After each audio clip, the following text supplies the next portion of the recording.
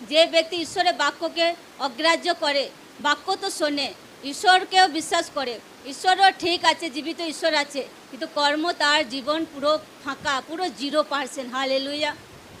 Bible বলছে যে বিশ্বাসের সাথে কর্মজীবন কোনো ব্যক্তির থাকার দরকার আছে। বাইবেল পড়ুক লোকরা, আব্রাহাম বিশ্বাস করেছিল, সাথে সাথে তার কর্ম ছিল। লোকরা বলে পুরো একদম মুখে যা আসে তাই বলে দেয়। অনেক টাইম দেখি যখন লোকরা মুখ দ্বারা বলে যে আমার পরিবারে অভাব, আমার পরিবারে একদম টাকা পয়সা নেই, আমার বাচ্চাদেরকে পড়াতে পারছি না, এই নেগেটিভ ওয়ার্ড লোকরা হামেশা তাদের পরিবারের জন্য বলে যায়।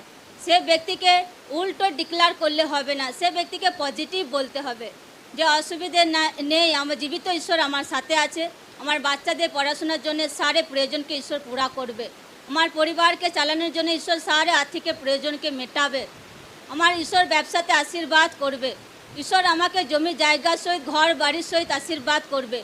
লোকরা এই ওয়ার্ডগুলো বলুক নিজের জীবনে। আর ঈশ্বরের বাক্য যে জায়গাগুলোতে লেখা আছে, বায়দা করেছে ঈশ্বর, সে বাক্য রোজ তাদের জীবন পরিবারের জন্য ঘোষণা করে যাক। লোকরা দেখবেন আপনাদের জীবনে বড় চেঞ্জিং, বড় ব্লেসিং, বড় টেস্টিমনি আসবে প্রভু যীশু খ্রিস্টের নামে।